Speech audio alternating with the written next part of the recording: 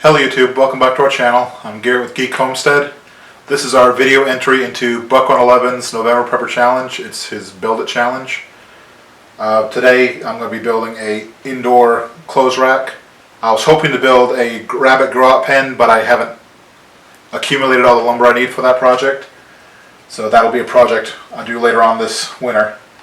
A neighbor of ours down the street threw out a broken crib, but one side of it's still good. I'm going to use the slats for the clothesline. So right now I'm just going to take it apart, and my goal is to have folding legs, kind of like what you see on a TV table, so that we can fold it away when we're not using it. The reason this is good for our homestead is we're trying to rely less and less on the dryer, but during the winter months here there's so much rain. Even during the summer months there's a lot of rain here in South Louisiana. So being able to dry some of this lighter stuff indoors will help out a lot. So I'm going to start taking this apart and be back in a minute. Hi YouTube, we're back. I got the side taken off. I tightened up all the screws. What I'm going to do next is these legs are too long, so I'm going to cut each one off about 6 inches. And the stationary leg is going to be screwed in right here, or bolted in right here.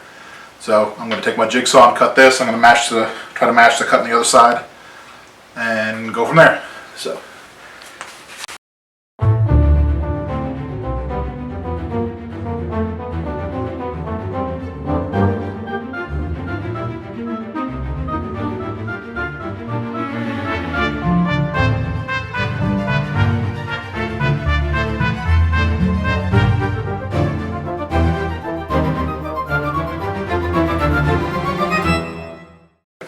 I am going to drill the bolt hole for this 2 inches from the base of what was the base of the crib. So there we go. I'm going to find the center on that and drill it and do the same to both sides, and we'll be back when that's done. Hello YouTube, we're back. I got all the legs cut, and I've got the holes drilled for the outside legs. They're going to bolt into the frame right here. And then I've got the stop mounted here for the inside legs. This is going to be to get here, and then once I get them set up, I'm going to find out where the pivot point is. I'll clamp the 2 inner and outer legs together and drill a hole through both and bolt them together.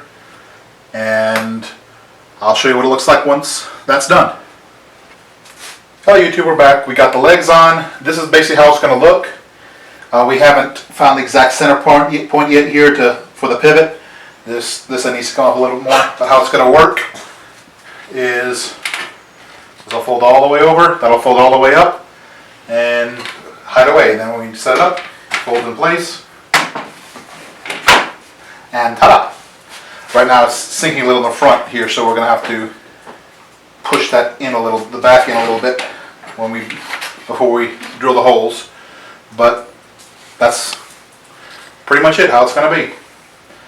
Turned out a lot easier than I was expecting it to be. So, ready? Okay.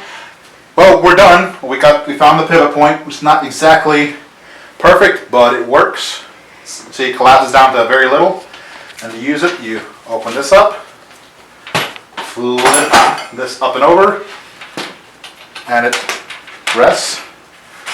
Oh, put it in the rest. Right there. We did it this high so that we could hang shirts on hangers from here if we needed to. So I'm pretty pleased with how it turned out.